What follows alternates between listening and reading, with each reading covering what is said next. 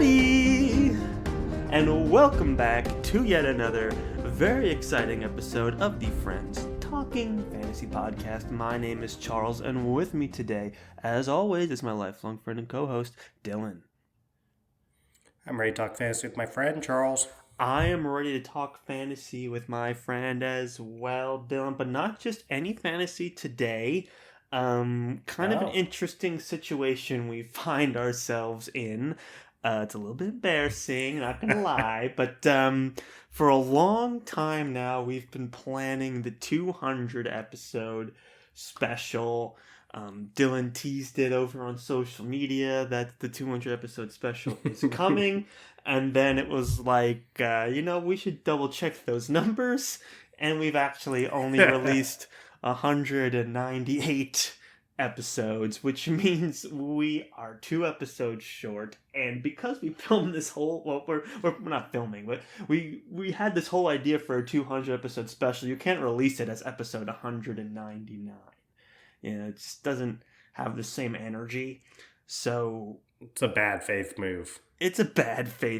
So what we wanted to do was crank out episode 199 for you guys. But that's, this is only a blessing because that means we get to talk about an extra book this year. One that we didn't expect to be talking about this year, but here we are thanks to the wonders of counting to 200. We've had to, reschedule episodes, move episodes around, cancel episodes, re-upload episodes. It caused our number, over the 2 years we've been doing the show almost. We lost track of the numbers a little bit, and counting is hard. And keeping track of all these episodes. There's been so many now. It's like, what, supposed to know the exact number. So I just thought it just felt like 200, but it was really 199. So here we are. It felt like 200.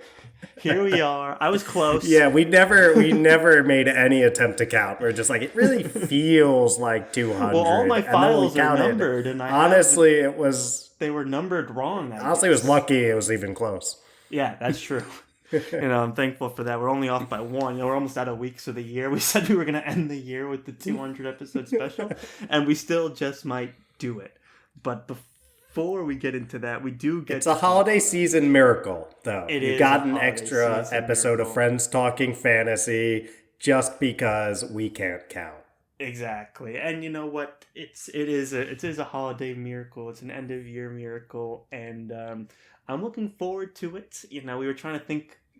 We didn't have much time to kind of like figure out how we were going to squeeze another episode in to record this week, but luck would have it. I had this book that I was reading, and I actually just finished it a few days ago, and I was like, well, I read this book, and it's a fantasy book, and it's a popular series, so why don't I just talk to you about it? I mean, you haven't read this one. This is kind of outside the FTF reading, but it's fantasy, and I read it, and I figured, why not? Let's give it a try. It's a role reversal here because we've done a couple of episodes like this in the past, notably for Skyward and for Skyward by Brandon Sanderson and Babel by R.F. Kwong. Yeah, both Prior of those of the Orange I read. Tree, and Half a Prior of King. the Orange Tree. We had Hannah from our pod on for that one. But yeah, we've done a few episodes where I, Dylan, have read the book, but Charles has not. But today, Charles has read the book, and I have not, which means I get the awesome role of just being like, oh, that sounds really cool, and that sounds really interesting, and I'm excited. So exactly, this all sounds really cool and interesting, and I'm excited to get into it, Charles. I'm excited to get into it, too. It's yet another holiday miracle here. Of course, we're talking about Dragonsdawn by Anne McCaffrey. Now, this had an interesting journey onto my desk, and I say desk because it was literally my desk at work. One of these days I'll have to tell the story about, how I got my actual day job. And there is a funny fantasy tie-in to that, but some of my coworkers are also big fantasy novel enthusiasts. And one day, one of my coworkers put a stack of books on my desk. And that was also how I read The Sword of Shannara, the Terry Brooks novel. A lot of more of these old school like pulp fantasy series where like the guy's written a million books. These are kind of the things that my coworkers really interested in. And one of them, after I had read Sword of Shannara, and I talked about that in like what we read during the hiatus. But another one in that stack was Dragonsdawn by Anne McCaffrey. Now, I was familiar with the name Anne McCaffrey, and I was familiar with the name of the series, the Dragonriders of Pern, but I knew nothing about them, had never read anything. So this was a introduction to the series for me. And Dylan, you haven't read any Anne McCaffrey, right? Like, what? Anything come up on the socials around the Dragonriders of Pern? It's one of those books that you can tell a lot of people have read, but it's been long enough that I don't feel like there's a super active discourse going on about it. Right. But you definitely see Anne McCaffrey's name thrown around on social media, and overwhelmingly you hear people saying positive things about this series. So it's really only been on my radar because of that, and I'm kind of in the boat where you were prior to reading it, where I'm aware of it, but I know very little about the book. So hopefully that is something that will be ameliorated today. Wow, great vocab word. And I would agree. It is one of those ones that's, I don't want to say the word antiquated, but it's older school for sure. And I think I'm going to get into more of what I mean by older school as I talk more about the book. But it's funny, when he put this on my desk, I was afraid to read it. I was like, are you sure you want me to take this home? Because it's one of those books that it's just right out of the 80s. And the copyright on this book is 88, which means this book is older than me. The pages are slightly yellow. You know, it's definitely like been around, and it's been a loving part of someone's collection for many, many years. So I was reading it like barely cracking the spine. Like, I just don't want to return this in anything other than the condition. And I'm looking at it. It's pretty much mass market paperback. Oh yeah, for sure. Style, from what I can tell. Yeah. Oh yeah. If you look at my mass market paperback copy of The Name of the Wind, that thing, the spine is so beat up. I tried to take care of books, but you know, that one I've read multiple times, so that takes a hit. But even I have a mass market of Malazan Book 1, Gardens of the Moon, which it's not like I'm rereading that over and over again, and that one's torn apart. But Charles seems to have done a really good job based on I tried what I really can see on this hard. Zoom Like call. I didn't travel with it. I only kept it by my bedside table, and I was very conscious about not having the book like fully open while I was reading it. I was like trying to bend it as little as possible. Even though my coworker said, "Don't worry about it, don't worry about it," I was like, "I'm worried about it." That's so what they all say. Yeah, exactly. So feels like a piece of fantasy history here, and it's I don't know, it was kind of interesting to kind of take this like series that's kind of from a different time in the world of fantasy. And Dylan, you're talking about like the mass market paperback. If you look up this series or this author or other authors around this time, the phrase being tossed around is like a pulp fantasy series, and that's kind of interesting. Pulp in that these were kind of like mass-produced, entertaining stories, and there was a ton of them. The Dragonriders of Pern has like 20-something books in it. Let's see, I had it open. Comprises 24 novels and 2 collections of short stories, and that's as of 2022. Anne McCaffrey, the author, has passed away, unfortunately, but her son has taken the mantle and is also releasing Dragonriders of Pern novels. To this day, I'm trying to look at the last release dates here. I'm seeing 2012, so maybe due for a comeback. We'll see. But that is, it's an institution basically when you get that many books, and like I had heard like the name Anne McCaffrey rung some bells, but the more I did some research into her, the more fascinating and appreciative I became of the story. what's interesting about Anne McCaffrey, for those who don't know, or maybe stronger in modern fantasy and haven't kind of dipped into the classics here, is that she is the first woman to win a Hugo Award for fiction and the first to win a Nebula Award. And this was for the debut novel in the Dragonriders of Pern series called Dragon Rider in 1960.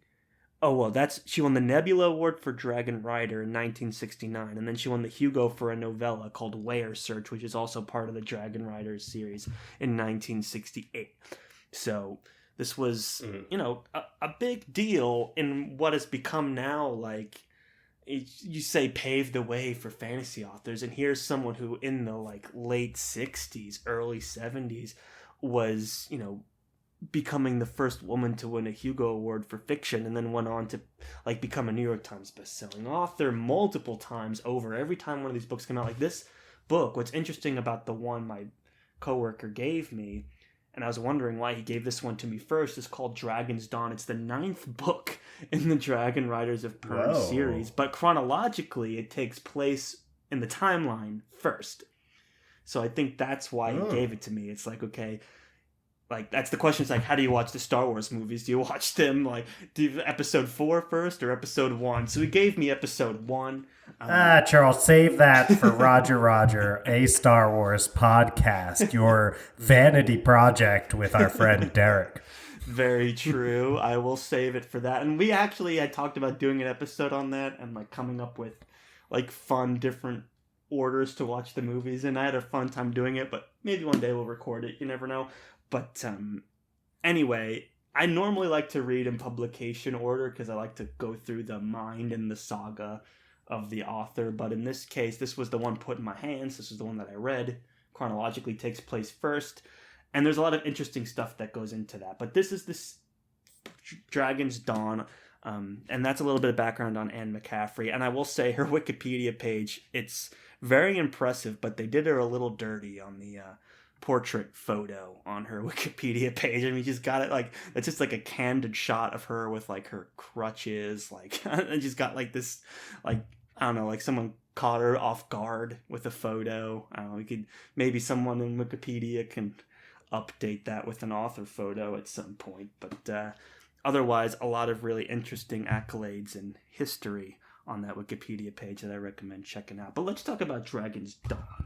What's interesting about the Dragonriders of Pern, from what I know, and again, this is the only book I've read, and it's the prequel, so it's like the most unusual, atypical book in the series, is my understanding, but it takes place in Pern, which is basically this more of a fantasy setting, and there's people that ride dragons. But what's interesting about Dragonsdawn is because it's the first one, it kind of takes place first. It goes into how the Dragonriders of Pern came to be, and I didn't really know that when I was reading it, so it's kind of an interesting perspective going into this. But I guess you're supposed to read this knowing that you're ultimately going to end up with the Dragonriders of Pern, but there's no Dragonriders in the beginning of this. Where it actually starts with a spaceship full of people waking up from hypersleep.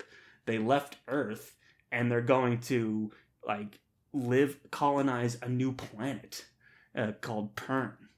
So that's how this thing kicks off. It's very heavy sci-fi, and that's the most interesting thing about the Dragonsdawn, is that it is a really, really strong blend of science fiction and fantasy.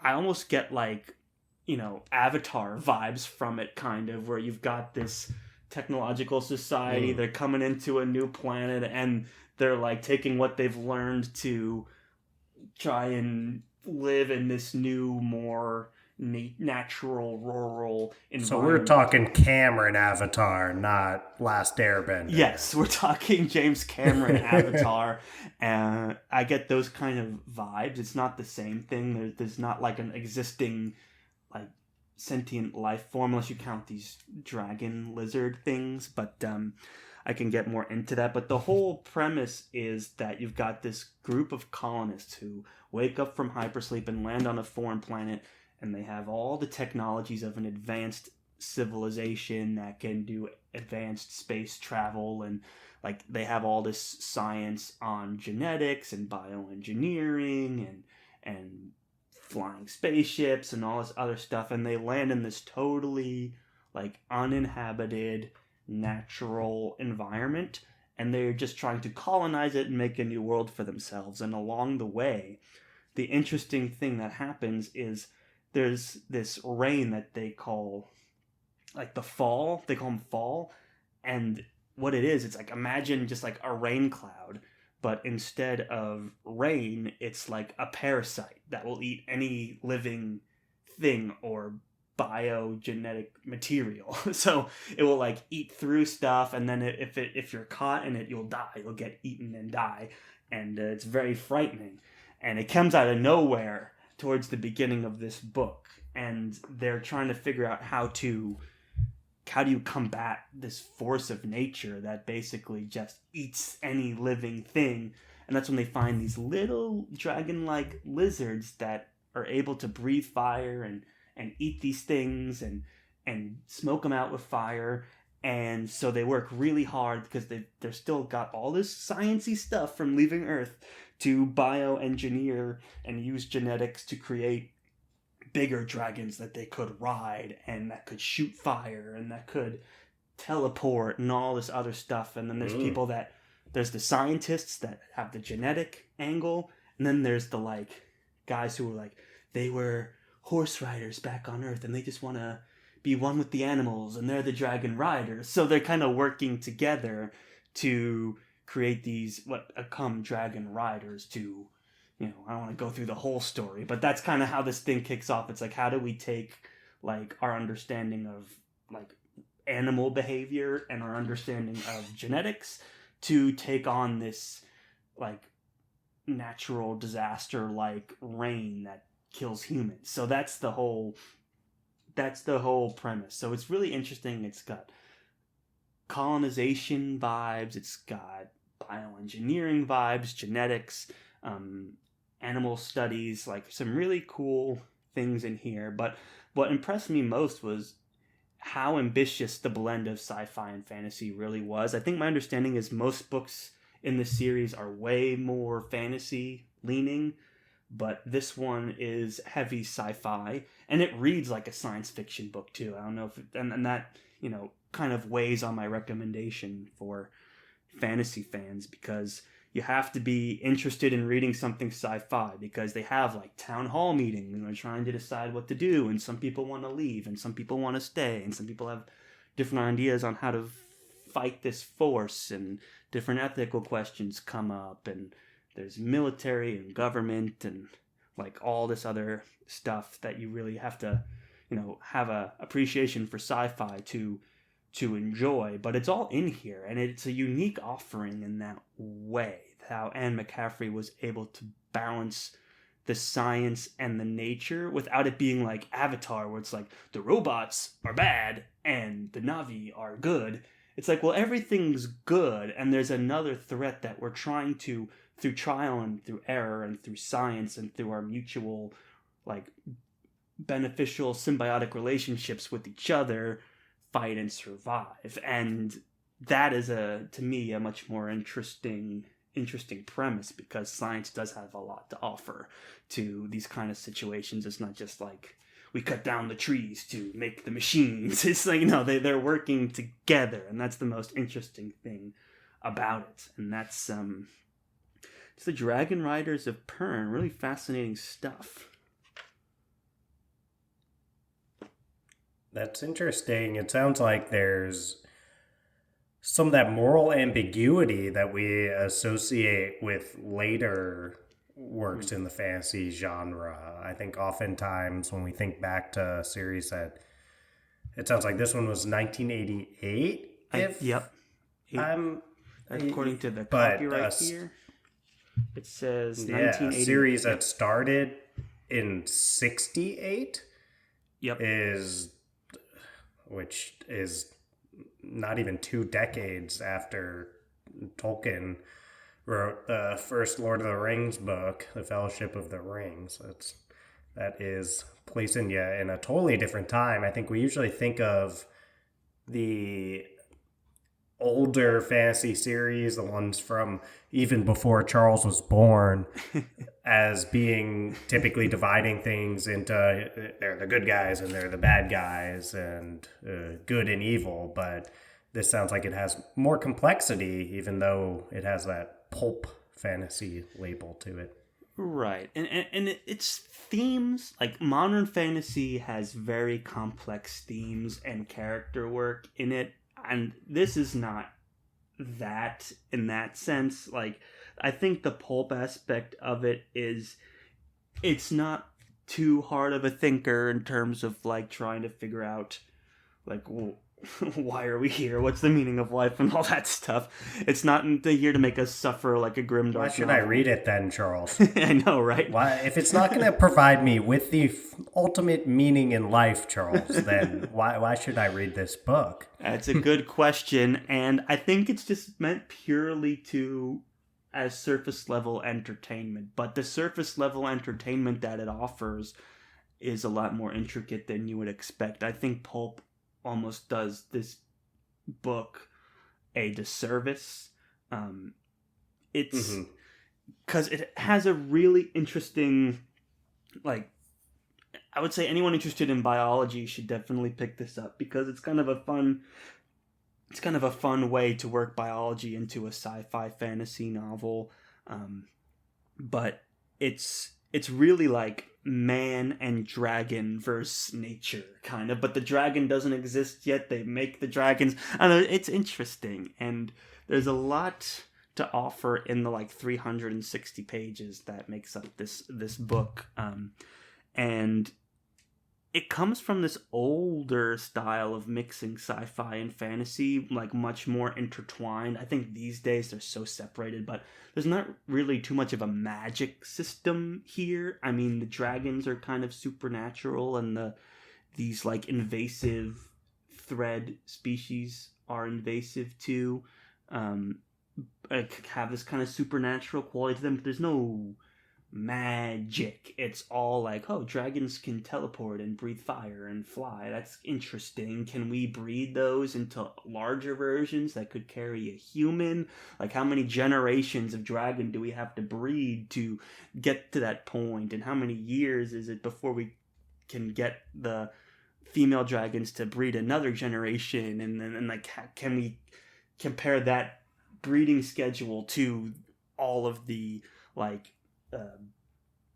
the forecasts we're getting on when these parasite invasive species like come and rain down on us, and can we buy ourselves time? Like all these questions and more are explored in Dragonsdawn, and I think if you have that more of an analytical mind and you're trying to see smart people come up with a new plan and strategy based off of this situation that fell in their laps, and that is to me always something I really like. And that was the most fascinating part of this. It's like, we're all smart people in this room, here's the problem, how do we get to the solution, what's the answer? And you have different people with different backgrounds coming together to create a plan, and there's different setbacks and disagreements and stuff, but and that's where like the sci-fi comes in. It's kind of procedural, and I think that's why it blends so nice.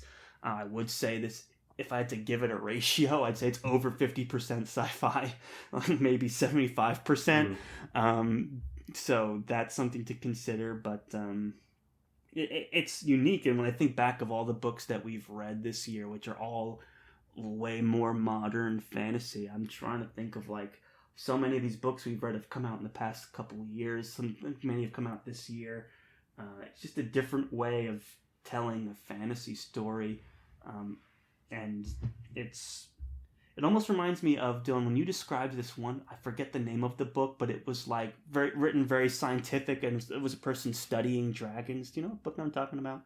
Natural History of Dragons by Marie Brennan. Natural History of Dragons. I'd be curious to read book. that after reading this, because I get those vibes that might be a book where it's like the analytical perspective, scientific perspective pointed at something traditionally fantasy and kind of enjoying dragons through that like biology lens. I wonder if that's the same, if similar experience. And I think it would be worth comparing the two. Having only read one of them, and I just imagine that would be a good comparison. Yeah. If you combine our knowledge, Charles, we would be one superhuman who has read both of those books. Wow. And we'd be able to tell you. But right now, as two non-superhumans, we can't tell you for sure, but it does sound a lot like Dragonriders of Pern could have been an inspiration for Marie Brennan's A Natural History of Dragons, which takes a very academic or biological and even like anthropological or maybe it's archaeological approach to it, and to studying dragons and all that. But it does make me wonder, House of the Dragon is a absolute huge phenomenon right now, and we're coming not too far off of the first season of that. And what attracts people more than anything to House of the Dragon is the idea of the Targaryens as dragon riders. So, as I have two questions, Charles. One is, do you think that there was inspiration, having read this book now, from the Dragonriders of Pern, potentially in George R.R. Martin's work? Do you see any of that? And my second question is going to be, do you see this book, or maybe if you go on and read the other ones, but do you see this book as a good recommendation for fans of House of the Dragon? A great question, and it's certainly possible, but I will say this. Like, George R.R. Martin and his dragons and his histories of the dragons, like, it's very, very character driven. It's very, like, politically driven. It's based on medieval history. All of those things, like, is what brings George R. R. Martin's worlds to life. And Dragonsdawn has like none of that. Like, none of the characters are particularly stand out. There's not a whole lot of drama.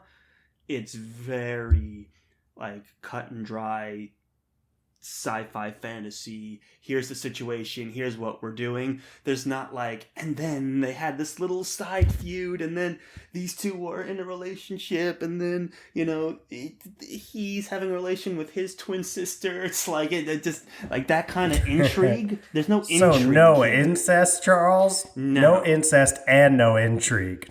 No. Wow, none of the ends that characterize the intrigue Song is of Ice and totally Fire. scenario based and problem solving based. Scenario: you're a sci-fi terraforming colonist on a planet. You don't really have the technology that you're used to, and you're being invaded by something you don't understand. How do you fight back? That's what drives this book.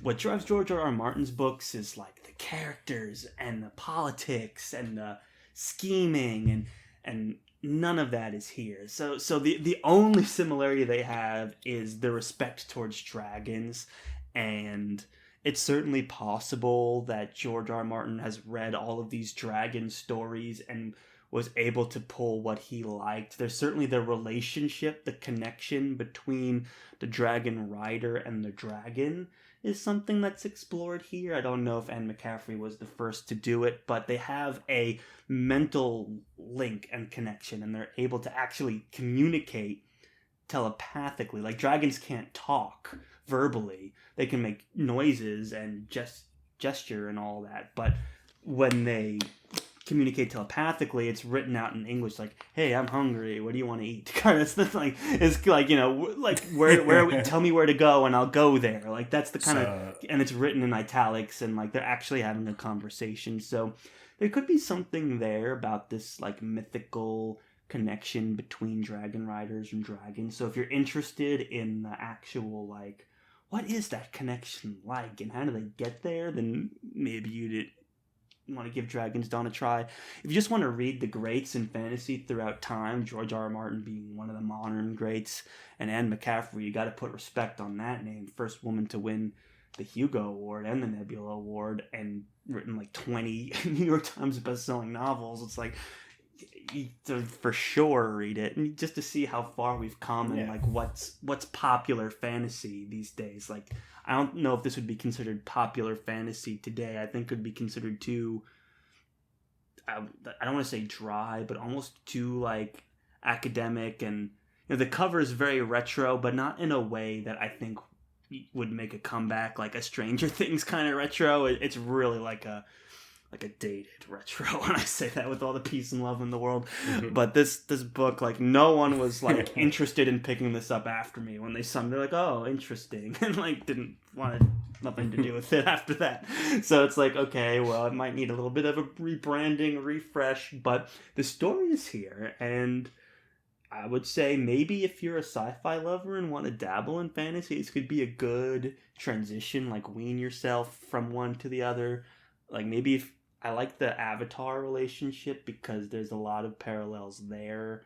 I like, I was trying to think of other stories that this reminded me of, but like, I can't get Avatar in my head. All those Na'vi, where they have to like choose a, I forget the creatures that they have to like sync up with, and then they're able to take on these unknown threats coming and invading their peaceful, very, organic based planet. There's not cities and cars and all jets and ships and all that. So that's the sounds like someone's due for a rewatch before heading in for Avatar 2. I'm trying to remember the name of Is that what it's called? The Way of Water. Is it The Way of Water? It's definitely not The Shape of Water. That's the one where the woman falls in love with the fish. Spoilers. Not the fish. It's like a fish man. It's a fish. Yeah. But it's like a... Is it a man fish or a fish man? Oh, it's a fit. That's a good question. That's one for the scientists, Dylan. Who are we to decide? Yeah. Get those. Yeah. Biologist listeners, get on that. Tell us if this is a man fish or a fish man. Right. Right. Okay, but back to the book. I do see that it's Michael Whalen, I believe, is how it's pronounced, who did the cover art. And what's pretty wacky, this is back in 88, that cover that you're holding, that is the same cover artist who did the Stormlight Archive by Brandon Sanderson. No kidding. Wow. Yeah. 72-year-old Michael Whalen. He's still at it and doing a great job out there. Yeah, I mean, those are, best-selling fantasy covers to this day. And I mean, Stormlight is... People love those covers, myself included. Like, they're very notable. And that, I think, is really interesting because it has that retro feel, which I know Brandon Sanderson coming from, like the Wheel of Time, which you could argue is almost like a pulp series. It's a little bit more sophisticated than that, but like you could, where it's, an author writes 14 books and it's goes crazy into his world and stuff like that, which a lot of fantasy readers are really into, myself included. It's interesting that he's pulling on these greats to write his modern stuff. You see the influences coming through to today. That's actually a really good find in there. Nice research, Dylan, because I didn't know that. Yeah, well, I was over there on Wikipedia and I saw that. Really, they did do Anne McCaffrey dirty. They did with do that, dirty. There are with that walkers Wikipedia in the picture. It's like, if you're listening to this, yeah. Oh, she looks so surprised in that moment. It's just like a Definitely candid, like taken on a Kodak picture. Yeah, it's a really rough one for her. So can Wikipedia? I know you're listening. Can you please get Anne McCaffrey a better Put some Wikipedia respect photo? on the name. Meanwhile, This is the first woman to win the Hugo Award. Can we show her a little, give her a little dignity here with a photo that's not like with her walker and shit in it? Like, let's go ahead and modernize that. Charles, you're gonna have to bleep that. I just feel very passionate about it. This woman deserves respect on the name. But, yeah. One of the few times Charles could not keep it together and keep it clean is being so angry about how Anne McCaffrey was really done terribly dirty. So check out that photo if you happen to have access to this thing called Wikipedia. And check out Dragonsdawn. Michael Whalen. Oh, go on about Michael Whalen. Yeah. Actually, I'm interested. Michael Whalen, yes. Okay. Well, the first thing I'm going to say is, I don't know if it's going to interest you. His Wikipedia photo, he's killing it. Like, they did not do him dirty at all. He's got, like, this sort of sly smirk to him. He's looking right in the camera. And they caught his good side. So check that one out as well. But I believe guess what? Whalen himself has won 15 Hugo Awards. Wow. What a legend. That is. Yeah, total legend. So I'm sure we could find a list somewhere of all the covers he's done. But it really does bridge the gap between something as far back as Dragonriders of Pern and then these really modern, cutting-edge books that are coming out. Basically, it sounds like he was doing some of, if not the most popular fantasy books coming out in around that time in the 80s, maybe. Yeah, wow. He also did the Dark Tower. He was also, or illustrations for it. Also there's so many versions. Yeah, Memory, Sorrow, and Thorn, which is Tad Williams' work, that was a big inspiration for George R. R. Martin's work. He's talked about that. And also, Dark Tower, like you said, and now he's doing the series that you could make the case is the most popular ongoing series outside of A Song of Ice and Fire, I would say. So, for fantasy, if I didn't specify that already. So, how about this even guy, just Michael Whalen? Books at all. Brandon Sanderson's up there, He's kind of breaking through. Yeah, he's definitely up there. The outside the genre. I think our buddy Stephen King, the author of Dark Tower, is probably selling a few more. You can buy his books in Target, Walmart, a drugstore. Like you can get his books anywhere. You know what's funny? I was in Target. This episode is devolving a bit, but we were playing about a half hour, so it's all bonus content at this point. Content. I was in Target the other day, and they have a decent selection. I mean, for Target. I mean, right? The one by me, in terms of fantasy... They do have Sanderson, I would guess. Mine did not have Sanderson. Mine had Stephen King. They're like, here you go. I'm okay, I don't know if he can carry the whole genre, but they had, a lot of Harry Potter stuff, of course. A lot of young adult This was stuff. A super Target. Oh, well, there you go. It was a super Target. You got to get the super in there. Which changes the game. Sanderson's like, it's written in my contract, I'm only in super Targets. None of this normal Target nonsense. Right. I need the super. But right there with you. You can go grocery shopping and grab a Stormlight Archive book. And where else can you do that? But at Target. Ooh. This episode of Friends Talking Fantasy brought to you by Target. I wish. Just kidding. Yeah, one of these awesome? Days. Dude, Michael Whalen, okay. And, that makes so much sense, because I'm looking at this cover, and I'm like, this is, like, it really does look like it, right? And then I'm like, you know what, you take this author, and you have him write something, or illustrate something for today's audience, 30, 40 years later, and you would get the Stormlight Archive, in a sense. I mean, it's got that same weird level of detail and coloring, but it's much more action focused and streamlined. I don't know. It's interesting. So that's a really cool find. Yeah. So there you go. I mean, this all like 34 years to hone his craft. I mean, this already looks great. It's just this was drawn in the 80s. It's like this was cool. It's also the font. Yeah, the font. I know that this is not. Yeah, this is not. Yeah. Oh, yeah. This is not content that makes a ton of sense on an entirely audio podcast, but Yeah, check out When the you Google the Dragonsdawn book, cover. it's the And cover check that out comes that up font everywhere. is kind of outdated. So it's like Yeah. it's the cover that you see like on Wikipedia and on Amazon and on Goodreads. That's the cover that I have here, the mass market paperback, and the font kills it. It's also just a weird. And it'll probably be, if you're picture. listening on Spotify, it'll probably be the picture on Spotify, I would imagine.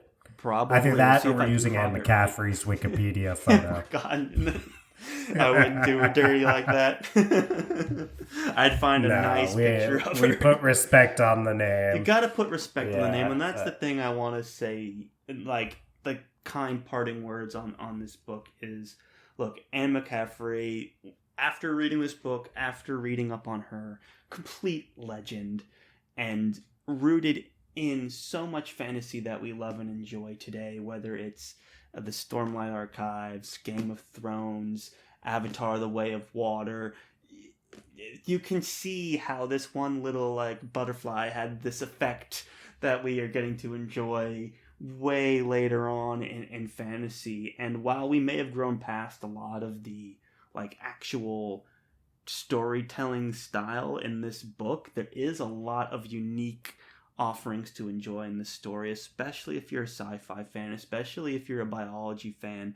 There's enough here that it's worth reading. It's 360 pages, which in the world of fantasy is light reading. So you can read this really quickly, and it's just an interesting snapshot of history. The 9th book in the Dragonriders of Pern, that this was the one that takes place before it all, and you get to kind of enjoy that inspiration. And there's 20-something other books out there after this that you could enjoy and get into afterwards. So it's worth checking out. If anything that we've said today even remotely strikes your interest, pick it up. You got nothing to lose, and at the very least, you got to put respect on the name Anne McCaffrey for sure. Put respect on that name, Charles. Mm-hmm.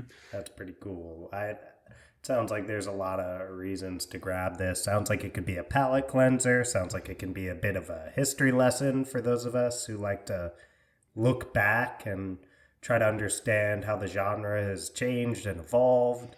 Mm-hmm. That's something you and I like to talk about sometimes, Charles. We don't really feel equipped to do this thing we think about sometimes, but we've talked about almost coming up with this family tree style way that fantasy has evolved with all these branches and what's inspired what. And it's right, it'd be really cool to, because we've read a lot of fantasy in the past 10, 20 years, I would say. And then to kind of see how it's changed even in that time period. Then when you go way, way back, which is kind of outside of our strengths, when we go into like the 80s and even 70s, 60s, what I consider to be some of the darker ages of fantasy, if I'm being honest, where you get a lot of Tolkien and not in a grim dark way. Pulp stuff. Yeah, exactly. Like to try and figure out what from that authors today grew up like, because Brandon Sanderson grew up reading this kind of stuff, and now he's the one that the authors of tomorrow are growing up and reading. So it's just fascinating to see how a young Sanderson looked at the cover of Dragonsdawn and was like, this is cool, this is the vibe that I really enjoy, and then later on got to make his own covers. So it's just like really fascinating to see where the genre has gone and how much more character driven and thematically driven it is compared to what we've seen in this story. But I kind of miss some of the intelligence that's found in this book, the procedural problem solving, tinkering of this book. I kind of enjoy and wouldn't mind seeing more of in future books. It kind of reminds me of Mistborn, where they're all kind of sitting around the whiteboard. It's like, how do we kill the Dark One? It's like, well, we'd have to do this, and then we'd have to do this, and they kind of, make the plan. It's like, I love that scene in Mistborn, and now you have something at a much more scientific level and much grander, like a whole book, basically, around that one scene in Dragonsdawn. So, highly, recommend checking it out if any of this piqued your your interest, and I hope you learned something about Anne McCaffrey. I know I did. I think that was the most rewarding piece about this. Like you said, Dylan, it kind of puts another piece into the puzzle that is the timeline of the history of fantasy, and it's an important piece that I had no experience with reading, and now I'm glad that I have at least some. I know it's kind of the atypical book, like of all the Dragonriders of Pern's books to read, this is the most individual, so maybe I'll have to go back and check out some of those short stories or something to see like where it all began, but I'm just glad that I got to at least get a piece of it for now. So you talked about this hypothetical idea of Brandon Sanderson reading Dragonriders of Pern or checking out the cover, but while you were chatting up about that, Charles, I was doing a little research behind the scenes here, and guess what? Found an interview where he's talking about it explicitly. In fact, he said he basically discovered reading when he was 14, and he goes on to talk about how he, quote, bounced hard off of, Lord of the Rings is what he's talking about. Bounced hard off it as a reluctant reader. And then he went on to read something called Dragonsdawn. And that one's by Barbara Hambly. And next to it in the card catalog was Dragonflight by Anne McCaffrey. And that was the first series that Brandon Sanderson really got hooked on, is what he says. So he credits Anne McCaffrey, among another couple authors, Melanie Rawn and Barbara Hambly, who, he says, really pulled me into fantasy books. So I think we can very confidently say, without the Dragonriders of Pern, we do not have Brandon Sanderson writing all these awesome epic fantasy novels. It's Anne McCaffrey's Dragonriders of Pern that captured the imagination of Brandon Sanderson, something that Tolkien didn't really do. And you can kind of see that in Sanderson's work, too. It's not Tolkien-esque at all. It's very much like a different kind of storytelling, and I can see why he was pulled towards some of this considered pulp fantasy, but still has all these terrific fantasy elements that, Anne McCaffrey, I'm sure, took from some inspiration from Tolkien and The Hobbit, and was like, we can make a Earth colonizing sci-fi fantasy with some of these elements, and then you have Sanderson reading that, and it evolves, and it's super fascinating to see that. And when you kind of count the generations, it's like for us reading Sanderson, to go another generation back was like him going back to Tolkien and being like, does this grab me? I don't know. It's like, that's kind of like how far back that we've gone. It's like, this is not something we're used to. It's not something that might at first captivate us right away because it's a bit older, but that doesn't mean that there's not really gold nuggets in here that have lasted till today. Like so many of these themes and imagery and just overall kind of whatever it is that vibe that is fantasy that's lived on from the 80s and this Dragonsdawn book to today. It's fascinating. So there you go. It's an important part of our history as fantasy readers and fans that we now have some experience talking about here in the Friends Talking Fantasy podcast. I learned something today as we're recording this about, all of these book covers and the Sanderson element. I wasn't expecting that twist today, but I totally see it. And the Michael Whalen, Brandon Sanderson kind of mix into all this is super fascinating. So there you go. That's a little history lesson in fantasy for you guys. And looking forward to the next thing. That's episode 199 in the books. Huh? Not yet. You want to learn one more thing, Charles? Oh, yeah, of course, always.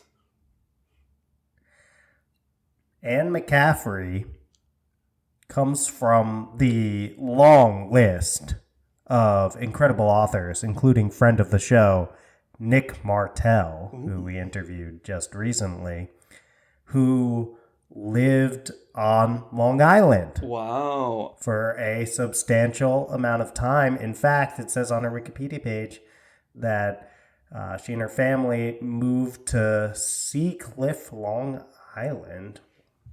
I don't even know where that is. And was it 19? Yeah, me neither. Isn't that weird? It must Oh, be it's in Oyster Bay. It's in Oyster my Bay. gosh. Okay, right next door. Yeah. Yeah. Okay. Man, I wonder if she liked Little Vincent I was seriously Roses. clicking it, and I was seriously. Oh, so she went in 1965.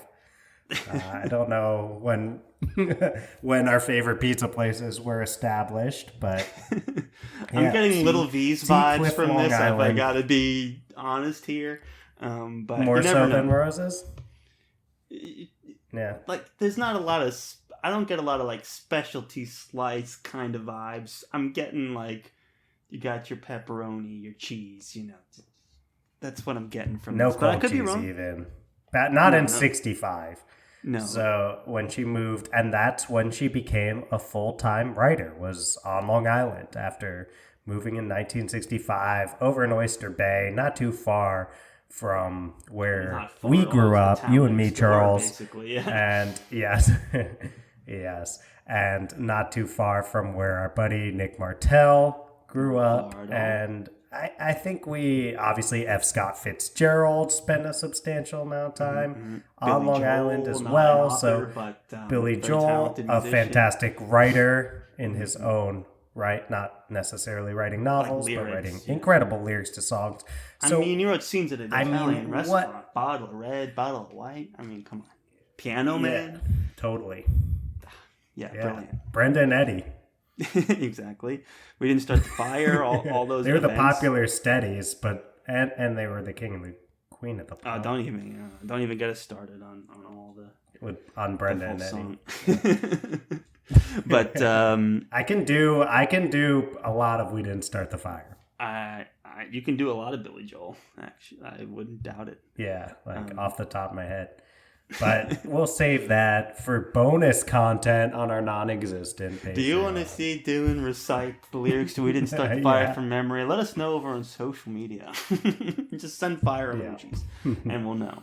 Yeah, just send fire emojis. We'll know what it means. Exactly. But, yeah, we good said this job was going to making be a it this tight far 30 into this minutes. episode. Here we are at like 50 minutes. A very tight 53. But, we learned some stuff along the way. Totally worth it. This was a lot of fun.